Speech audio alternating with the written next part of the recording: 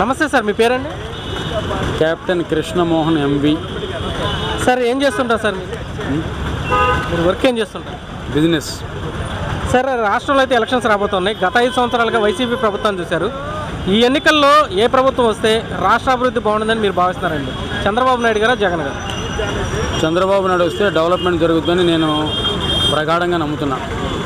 So ఎందుకని sir ఈ 5 సంవత్సరాలు ఎలా ఉంది సార్? డెవలప్మెంట్ అనేది ఉందంటారు ఈ 5 సంవత్సరాలు? నేనైతే మరి ఏ డెవలప్మెంట్ చూడాల. మా బిజినెస్ అంతా కూడా తెలంగాణ, బట్ నేను ఉండేది ఆంధ్ర. తెలంగాణలో జరిగిన డెవలప్మెంట్తో పోల్చుకుంటే ఆంధ్రాలో కనీసం 10% కూడా డెవలప్మెంట్ జరగల. ఈ విశాఖపట్నం పరిస్థితి ఎలా ఉంది సార్? ఇక్కడ గ్లోబల్ సమ్మిట్ జరిగింది, 13 లక్షల కోట్ల రూపాయలు పెట్టుబడులు తెచ్చామంటున్నారు. సో కొత్తగా ఇక్కడ ఏమైనా పరిశ్రమలు రావడం కానీ, ఉద్యోగాల కల్పన కానీ ఏమైనా జరిగిందంటారు? పరిశ్రమలు అయితే ఏమి రాలేదు. యాక్చువల్గా అంతకుముందు అగ్రిమెంట్లు జరిగినవి కూడా పరిశ్రమల్ని పోయేలా, ఇక్కడి నుంచి వైజాగ్ నుంచి పోయేలాగా చేశారు. అది సార్ డెవలప్మెంట్, సంక్షేమం రెండు ఉండాలి ప్రభుత్వానికి. ఈ ప్రభుత్వం ఏముంటుందంటే సంక్షేమ పథకాలు ఇస్తున్నాం కానీ అంటున్నారు. మీ దృష్టిలో ఏమంటారు? మీరు రెండు ఉండాలా లేకుంటే సంక్షేమ పథకాలు ఇస్తే సరిపోతుందంట? రెండు బ్యాలెన్స్డ్గా ఉండాలి, కానీ ఏది ఒకటే కరెక్ట్ కాదు కదా. సంక్షేమ పథకాలు లేకుండా ఓన్లీ డెవలప్మెంట్ అనడం కరెక్ట్ కాదు, డెవలప్మెంట్ లేకుండా సంక్షేమ పథకాలు మాత్రమే అంటే కూడా కరెక్ట్ కాదు కదా. రెండు బ్యాలెన్స్గా ఉండాలి, బట్ అది బ్యాలెన్స్డ్గా ఈ ప్రభుత్వంలో జరగలేదని నేను అనుకుంటున్నాను. సో విశాఖపట్నం పరిస్థితి ఈ 5 ఇయర్స్లో ఎలా ఉంది సార్? ఇక్కడ అసలు డెవలప్మెంట్ ఏం లేదు కదా. వైజాగ్లో కొత్తగా ఎంప్లాయ్మెంట్ అయితే ఏం జనరేట్ కాలేదు. రోడ్ల పరిస్థితి ఎంత అధ్వానంగా ఉందో ప్రజలందరికీ తెలిసిందే. అది ఓకే. సో విశాఖపట్నం అనేది క్యాపిటల్ చేస్తా ఉన్నారు, 3 క్యాపిటల్స్లో ఒకటి అన్నారు. రాష్ట్రానికి ఒక క్యాపిటల్ మంచిదంటారా, 3 క్యాపిటల్స్ అంటారా? ఏమండి, ఈ దేశంలో ఏ రాష్ట్రానికి ఒకటి మించి రాజధాని లేవు. అలాంటిది ఆంధ్రప్రదేశ్ కంటే ఎక్కువ జిల్లాలు ఉన్న రాష్ట్రాలు బోల్డెన్ ఉన్నాయి మన భారతదేశంలో. వాటన్నింటికి కూడా ఒక క్యాపిటలే కదా. ఇక్కడ 3 క్యాపిటల్ పెట్టడం వల్ల ఒరిగేది ఏమీ లేదు. సార్ విశాఖపట్నం డ్రగ్ క్యాపిటల్గా, గంజాయి క్యాపిటల్గా మారిపోయింది అని చెప్పేసి ఆరోపణలు వస్తున్నాయి, చేస్తున్నారు. అందులో ఎంతవరకు వాస్తవం ఉంది? అంటే వైజాగ్ క్యాపిటల్ అనేది వైజాగ్ ప్రజలమైన మనమే అది యాక్సెప్ట్ చేయట్లేదండి. మీరు జనరల్గా చూసుకుంటే రాష్ట్రం అంటే వైజాగ్ ఒకటే కాదు కదా. ఇప్పుడు విజయవాడ, గుంటూరు ఆ పరిసర ప్రాంతాలు అయితే అటు రాయలసీమ నుంచి కానీ ఇటు ఉత్తరాంధ్ర నుంచి కానీ ఈక్వి డిస్టెంట్, సమానమైన దూరంలో ఉంటుంది కాబట్టి అది క్యాపిటల్ అనేది అందరికీ అనుకూలంగా ఉంటుంది అట్లా. అంతేగాని ఏదో ఒక పక్కన పెట్టి ఇక్కడ డెవలప్మెంట్ అంటాం అనేది అది కరెక్ట్ కాదు. ఇప్పుడు వైజాగ్ డెవలప్మెంట్ గురించి మాట్లాడాల్సి వస్తే తెలంగాణ బైఫర్కేషన్ కానీ, విశాఖపట్నం రాజధాని అవటం కానీ ఇవేమీ సంబంధం లేదండి. వైజాగ్ డెవలప్మెంట్ ఎప్పుడు కూడా దాని డెవలప్మెంట్ అది ఒక పద్ధతి ప్రకారం పోతూనే ఉంది. గత 30 ఏళ్ళుగా మీరు గమనించినట్లయితే వాళ్ళు ఏదో కొత్తగా డెవలప్ అయ్యేది ఏమి ఉండదు రాజధాని పెడితే. సార్ డ్రగ్స్, గంజాయి లాంటివి ఎక్కువైనాయి అంటున్నారు, మీరు ఏమంటారు? అది అంటే నేను స్థానికంగా అంటే అంత లోతుగా అయితే నేను ఎప్పుడు డ్రగ్స్ గురించి నేను ఏదో పేపర్లో చదవటం వరకే కానీ నేను ఇక్కడ పర్సనల్గా నేను ఎక్కడ చూసింది లేదండి.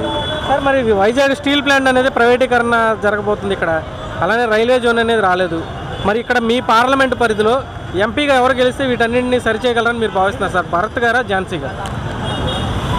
ఝాన్సీ గారిని ఇంతకుముందు 2 సార్లు పార్లమెంట్ సభ్యురాలుగా చూడటం జరిగిందండి. అప్పుడు ఈ వైజాగ్ పార్లమెంట్ కాన్స్టిట్యున్సీకి లేదు, ఆవిడ భీమిలీను విశాఖపట్నం చేశారు. ఏదైనా కానీ ఇప్పుడు భరత్ గారు హీఈస్ వెల్ ఎడ్యుకేటెడ్, పార్టీలో మొదటి నుంచి ఉన్న ఆయన, అది నాకు సంబంధం లేదనుకోండి. ఆయన గీతం లాంటి ఒక ప్రెస్టీజియస్ ఇన్స్టిట్యూట్ని రన్ చేస్తున్నారు. He has got very good global exposure. ఖచ్చితంగా మీరు ఝాన్సీ గారితో పోల్చుకుంటే వయసు రీత్యా కానీ, నాలెడ్జ్ రీత్యా కానీ, గ్లోబల్ ఎక్స్పోజర్ రీత్యా కానీ Bharat is going to be definitely a better choice than Jhansi గారు. హుదూద్ తర్వాత ఇక్కడ పరిస్థితి ఏంటి సార్ యాక్చువల్గా వైజాగ్? హుదూద్ తర్వాత అంటే హుదూద్ తర్వాత అది జరిగిన తర్వాత వార్ ఫుడ్ బేసిస్లో చంద్రబాబు నాయుడు గారు దగ్గరుండి ఎంత బాగా పర్యవేక్షించి మళ్ళీ 6 రోజుల్లోనే తిరిగి జనాలందరికీ, ప్రజలందరికీ అన్నీ అందుబాటులోకి వచ్చేలాగా చేశారనేది అందరికీ తెలిసిన విషయమే. అది జరగటం వల్ల కదా పోయినసారి వైసీపీ వేవ్ ఉన్నా కానీ సిటీలో 4 అసెంబ్లీ కాన్స్టిట్యున్సీస్ కూడా తెలుగుదేశానికి మద్దతు ఇచ్చారు ప్రజలు. Thank you sir. నమస్తే సార్, మీ పేరండి? నాగేంద్ర అండి, గంట. నాగేంద్ర గారు ఏం చేస్తుంటారు సార్ మీరు? నేను బిజినెస్ మ్యాన్ అండి. ఓకే సార్, మీది ఏ నియోజకవర్గం సార్? నాకు భీమిలి నియోజకవర్గం వస్తుంది. భీమిలి. సార్ యాక్చువల్గా రాష్ట్రంలో గత 5 సంవత్సరాలకి అయితే జగన్మోహన్ రెడ్డి గారి ప్రభుత్వం ఉంది. మరి ఇప్పుడైతే ఎలక్షన్స్ రాబోతోంది. ఈసారి రాష్ట్రంలో ఏ ప్రభుత్వం ఏర్పడితే రాష్ట్ర అభివృద్ధి బాగుంటుంది, మీలాంటి యువతకు బాగుంటుంది అనుకుంటున్నారు? టీడీపీ, జనసేన, బీజేపీ కూటమా, లేదంటే వైసీపీ ప్రభుత్వం? టీడీపీ జనసేన బీజేపీ కూటమి అయితే బాగుంటుందని మేము కోరుకుంటున్నాం. ఎందుకంటే వైసీపీ వచ్చిన 5 సంవత్సరాల్లో ఎక్కడ ఎటువంటి నిరుద్యోగ ఉద్యోగం లేని వాళ్ళు ఎక్కువ మంది అయ్యారు తప్పించి ఎక్కడ చదువుకున్న వాళ్ళందరూ ఖాళీగానే ఉంటున్నారు. మనం ఎక్కడ చూసినా అటువైపు రైతుల వైపు కానీ రైతులు చేసాము అంటున్నారు కానీ ఎక్కడ ఏ రైతులు ఇచ్చాడో ఎక్కడ చేసింది అయితే ఎక్కడ కనిపించట్లేదు. ఓన్లీ నవరత్నాలు అనే పేరుతో నవరత్నాలు జనాన్ని డబ్బు పంచారు అంతే. ఒక ఎలక్షన్లో డబ్బు పంచడం చేత ఇలా పంచారు అంతే ఇప్పుడున్న ప్రభుత్వాలు అయితే. మిగతా ప్రభుత్వాలు చూసుకున్నట్టయితే పరిపాలన చేశారు తిన్నారు తర్వాత కానీ వీళ్ళు ఏంటంటే ఓన్లీ డబ్బు పంచడం మాత్రమే వీళ్ళకి రాజకీయం అయిపోయింది. వీళ్ళకి ఏంటంటే అందరూ అంతే. నెక్స్ట్ కానీ వైఎస్ఆర్సీపీ అయితే వస్తే మాత్రం చాలా ఇబ్బందులకు గురవుతారని చెప్పేసి అందరూ ఉన్న టాక్ ఇది. నేను పల్లెటూరు విలేజ్లకు వెళ్ళి చూశాను, అన్ని విలేజ్లో చూడడం ప్రతి ఒక్కళ్ళు మాత్రం అందరూ జరుగుతున్న మ్యాటర్ ఇది. ఎలక్షన్లో ఈసారి మాత్రం టీడీపీ వాళ్ళు వస్తే మాత్రం మనకి అభివృద్ధి చెందుతుందని మాత్రం అందరూ అనుకుంటున్నారు. ఎందుకంటే గత ప్రభుత్వాలు చూసుకుంటే టీడీపీ హవాలో మాత్రమే అభివృద్ధి చెందింది. వైఎస్ఆర్ వచ్చిన తర్వాత కట్టింది కూల్చడం ఎక్కువైంది కానీ కట్టింది ఎక్కడా లేదు. మన ఏ జనాన్ని మీరు అడగండి, ఏ బిజినెస్ మ్యాన్ అడగండి, చదువుకున్న అబ్బాయిలు అడగండి, చదువు లేని అబ్బాయిలు అడగండి, ఎవరి దగ్గర చూసినా కూల్చిందే ఎక్కువ, కట్టింది తక్కువ. అభివృద్ధి చెందిందని ప్రతి రోజా మేడం ఉన్నారు, పెద్ద మాట్లాడుతున్నారు. ఆవిడ ఎక్కడ ఏది కట్టేసారంటే మా ప్రభుత్వాలు రోడ్లు వేసి అన్నది. ఏ రోడ్లు వేస్తారే ఆవిడేమో ఒక జబర్దస్త్ స్టూడియోలో కూర్చొని చెప్తుంది తప్పించి విలేజ్లోకి వచ్చి చూస్తే కానీ రోడ్లు ఎక్కడ వేసారనేది ఆవిడకి తెలియదు. ఫస్ట్ ఆఫ్ ఆల్ మనం ఒక విజయనగరం నుంచి పార్వతీపురం చూసుకో, ఏ విలేజ్లో చూసుకో, అక్కడ వైజాగ్ అది అరకు కానీ ఎటెళ్ళి చూసినా ఎక్కడ రోడ్లు డెవలప్మెంట్ అనేది ఎక్కడా లేదు విలేజ్లో ఉన్న. ఇప్పుడు పరిశ్రమలు కానీ ఇవన్నీ వచ్చినాయి సార్, కంపెనీలు కానీ ఇవన్నీ. అప్పుడు గుడివాడ అమర్నాథ్ గారు ఉన్నారు, 13 లక్షల కోట్ల రూపాయలు పెట్టుబడులు తీసుకొచ్చామని చెప్తున్నారు. ఈ విశాఖపట్నంలో ఎక్కడన్నా కానీ పరిశ్రమలు కానీ కొత్తగా స్టార్టప్లు కానీ వచ్చినట్టుగా ఉందా? గుడివాడ అమర్నాథ్ గారిది నేను ఆల్రెడీ లాస్ట్ టైం ఇంటర్వ్యూ చూశాను. నేను అది చూసినప్పుడు అతను చాలా ఇండస్ట్రీలు వచ్చాయి, ఇండస్ట్రీలు రావడం వల్ల మన ప్రభుత్వం చాలా డెవలప్మెంట్ అయింది అన్నారు. గుడివాడ అమర్నాథ్ గారికి ఒకటే నేను ఒక సామాన్యుడిగా అడుగుతున్నాను, ఏ ఇండస్ట్రీ వచ్చింది, ఎంతమంది జాబులు వచ్చాయి?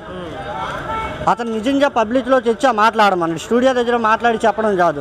ఎక్కడ ఇండస్ట్రీ వచ్చిందనేది ఒక మన వైజాగ్ సిటీ కాదు మొత్తం మన రాష్ట్రంలో ఎన్ని ఇండస్ట్రీలు తెచ్చారు, వచ్చిన ఇండస్ట్రీలే వెనక్కి వెళ్ళిపోయి ఆ మాట ఎవరూ చెప్పరు. ఎన్ని ఇండస్ట్రీలు వచ్చాయి, అది లాస్ట్ ప్రభుత్వం వచ్చిన ఇండస్ట్రీలు వచ్చాయని ఈ ప్రభుత్వం వచ్చిన తర్వాత వెనక్కి వెళ్ళిన ఇండస్ట్రీలే కనిపించే కానీ ముందుకు వచ్చిన ఇప్పుడు ప్రజెంట్ ఇండస్ట్రీ పెట్టి పలానా ఉద్యోగులు చాలామంది స్టూడెంట్స్కి జాబులు వచ్చాయని చెప్పమనండి. ఎక్కడా లేదు. జాబులు ఇచ్చామంటారు వాలంటీర్ పోస్టులు. డిగ్రీ చేసిన అబ్బాయికి 5,000 జాబ్ ఇచ్చి వాలంటీర్ పోస్ట్, ఆ అబ్బాయికి ఏం సరిపోద్ది? ఒక పిల్లలు పెంచడాడు 5,000 జాబ్కి. జాబులు ఇచ్చామంటే అది జాబులు ఇవ్వడమా? జాబులు ఇవ్వడం అంటే అది కాదు. జాబులు ఇవ్వడం అంటే ఒక ఐటీ కంపెనీలు తేవడం, ఒక ఇండస్ట్రీలు తెచ్చి ఒక ఫ్యామిలీకి ఒక డిగ్రీ చేసిన అబ్బాయి జాబ్ ఇప్పిస్తే వాడికి 15,000 20,000 ఇస్తే ఒక ఫ్యామిలీని ఒక తల్లిదండ్రులు వాళ్ళ మొగుడు పిల్లలు చూసుకొని చదువుకోవడానికి వాళ్ళకి ఏదైనా యూజ్ చేయగలడు. 5,000 జాబ్ ఇచ్చి ఉద్యోగులు ఇచ్చాను, వాలంటీర్లు దేనికి ఇచ్చాడు? వాటి విషయంలో వాలంటీర్ బెస్టే, నేను దాన్ని తప్పు పట్టట్లేదు. వాలంటీర్ ఎందుకు ముసలి వాళ్ళు ఉన్నారు, పెన్షన్లు ఇచ్చారు, ఇంటింటికి వెళ్ళి పెన్షన్లు ఇవ్వడంలో తప్పులేదు, బాగానే చేశారు.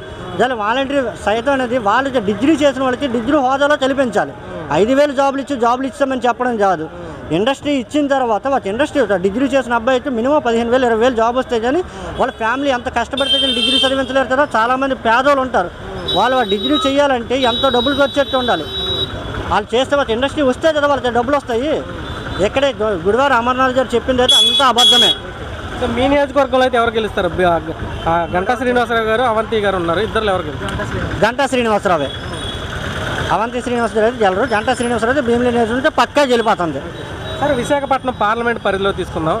ఇక్కడ యాక్చువల్గా వైజాగ్ స్టీల్ ప్లాంట్ ప్రైవేటీకరణ అంశం ఒకటి ఉంది. అలానే వైజాగ్ రైల్వే జోన్ రావాలి, ఇక్కడ నిధులు పట్టుకొచ్చి ఈ వెనకబడిన జిల్లాలను అభివృద్ధి చేయాలి. ఒక పార్లమెంటేరియన్గా ఈ విశాఖపట్నం పరిధిలో భరత్ గారు, ఝాన్సీ గారు ఇద్దరు పోటీ చేస్తున్నారు. ఇద్దరులో ఎవరైతే ఇక్కడ నిధులు తీసుకురాగలరు? భరత్ గారు అయితే బెస్ట్. ఎందుకంటే నేను చాలా దీంట్లో చూశాను, ఇంటర్వ్యూలు చూశాను, భరత్ గారు చేసే విధానం చూశాను. జనాల్లోకి వెళ్ళి మాట్లాడే తీరు కానీ ఏదైనా ఒక సమస్య వస్తే దాన్ని పరిష్కరించే విధానం చూస్తే భరత్ గారు ఇస్ బెస్ట్. ఝాన్సీ గారు దీంట్లో నేను ఎప్పుడు చూడలేదు కానీ భరత్ గారు అయితే ప్రతి సమస్యకి తన ముందుండి పోరాటం ఆడండి. ఒక యూత్ మెంబర్గా Bharat is great. Thank you sir. నమస్తే సార్, మీ పేరండి? బుచ్చిబాబు అండి. బుచ్చిబాబు గారు ఏం చేస్తుంటారు సార్? మాది ఫాస్ట్ ఫుడ్. సార్, ఇది విశాఖపట్నం దక్షిణ నియోజకవర్గం అనేది. అవునండి. ఏం జరిగింది అప్పుడు ఉదూ తుఫాన్ వచ్చిన తర్వాత? ఏం జరిగింది? చంద్రబాబు నాయుడు డైరెక్ట్ చూసాం. ఇక్కడ ఆయన రాత్రి రోడ్ల మీద పడుకున్నాను. నేను కౌన్సిలర్నే చూడలేదు పడుకోవడం కానీ. ఒక కౌన్సిలర్ దగ్గర నేను చూస్తున్నాను, కౌన్సిలర్ ఎప్పుడు రాలేదు. అలాంటి సీఎం ఉండి పడుకోవడం అంటే మాట్లాడి ప్రాణాలు తెగించి పోరాడినట్టే కదా. చూస్తే అప్పుడు బాగా నష్టపోయిందా వైజాగ్? ఓల్డ్ మీరు వైజాగ్ వాళ్ళు కాదండి, కాదా, మొత్తం నష్టపోయిందండి. 3 రోజుల్లోని 4 రోజుల్లోనే కరెంట్ రప్పించారండి. ఆయన గురించి గొప్పగా జగన్ గురించి చెడ్డగాని కాదు. మరి జగన్ అంది వాతావరణం ఎలా ఉంటుందండి ఇంకొంతమంది అడిగితే తెలుస్తుంది, నన్ను అడిగే బదులు. అది పరిస్థితి. సార్ విశాఖపట్నం పరిస్థితి గత 5 సంవత్సరాలు ఎలా ఉంది సార్? ఇప్పుడు ఏమంటున్నారంటే మేము సంక్షేమ పథకాలు ఇస్తున్నాం కదా, సంక్షేమం ఎంతకంటే బాగా ఎవరు చేశారని చెప్తున్నారు. రాష్ట్రానికి సంక్షేమ పథకాలు, ప్రజలకు సంక్షేమ పథకాలు ఒకటే కావాలా, అభివృద్ధి కూడా కావాలంట? అభివృద్ధి కావాలండి. సంక్షేమ పథకాలు ఏముందండి, ఆ రోజు 15,000 ఇస్తారు. చదువుకున్నాడు కూడా చదువు మనిషి ఆ 15,000కే ఇష్టపడతాడు. చదువుకుంటే ఆ ₹1,00,000 సంపాదిస్తాడు. చదువుకుంటే ₹1,00,000 సంపాదిస్తాడు. చదువుకోలేకపోతే ఆ 15 రూపాయలకే బానిస అయిపోయి ఇంట్లో పోషణ ఉండదు, ఆడు మందు తాగడానికి డబ్బులు చాలవు. ఇప్పుడు ఈ మందు మీద అభిప్రాయం ఏంటి సార్? ఇక్కడ మద్యం చాలా ఇదిగా ఉందంట కదా, ఏంటి మందు మీద అభిప్రాయం ఏంటి మీది? మందు మీద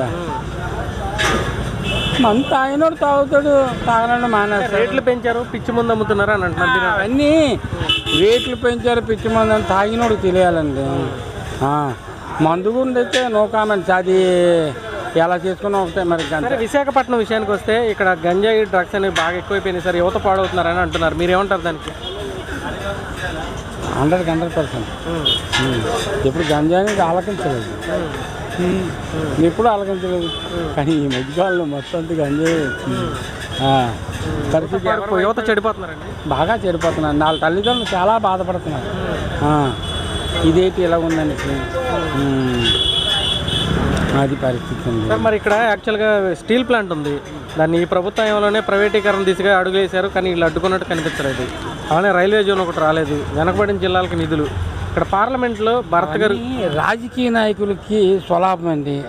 అది రాలేదంటే ప్రజలకి ఒదిగింది ఏమీ లేదు. ఎక్కడున్నా ఒకటే, ఆల్కాలు డబ్బులు సమకూరిస్తే, కొంచెం వనరులు సమకూరిస్తే కొందరు అమ్ముకుందామని చూస్తారు, కొందరు దోచుకుందామని చూస్తాడు. దానికి మనకు అనవసరం. దానికి ఇప్పుడు అన్నారు మద్యం అన్నారు, అభివృద్ధి అన్నారు, అవి ప్రజలకు కావాల్సింది. విశాఖపట్నంలో ఏమైనా కనిపించింది 5 సంవత్సరాల అభివృద్ధి అనేది?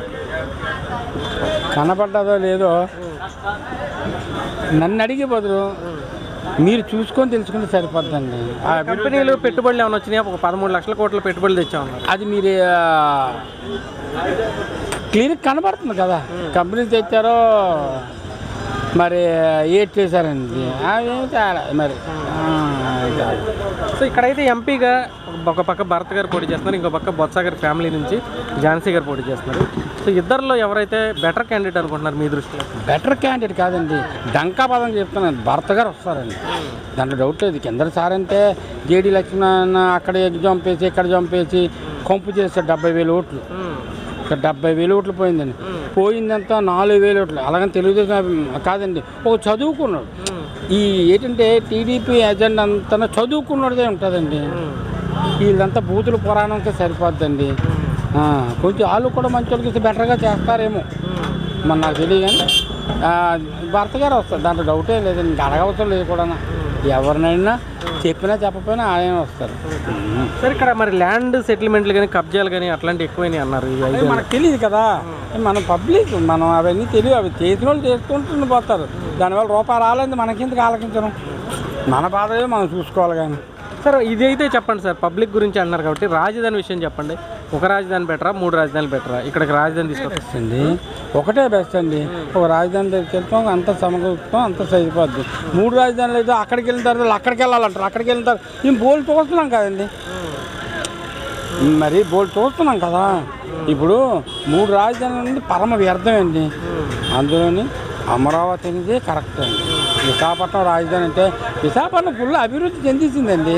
ఇంక చెందవలసింది ఏముందని మరి చెందించేస్తారు చెప్పండి. పోనీ ఆయన వచ్చినప్పుడు ఇక్కడ పెట్టేస్తాను ఎయిర్పోర్ట్ అన్నారు, భోగాపురం ఏది లేదు, పోనీ పెట్టలేదు. నాకు అనవసరం లేదండి, భోగాపురం అంత ఎయిర్పోర్ట్ మనం చూడవలసిన అవసరం లేదు, చెందలేదు. కాకపోతే 3 రాజధానుల మీద ఒక రాజధాని బెస్ట్ అండి. అది అమరావతి ఉండాలండి. Thank you sir.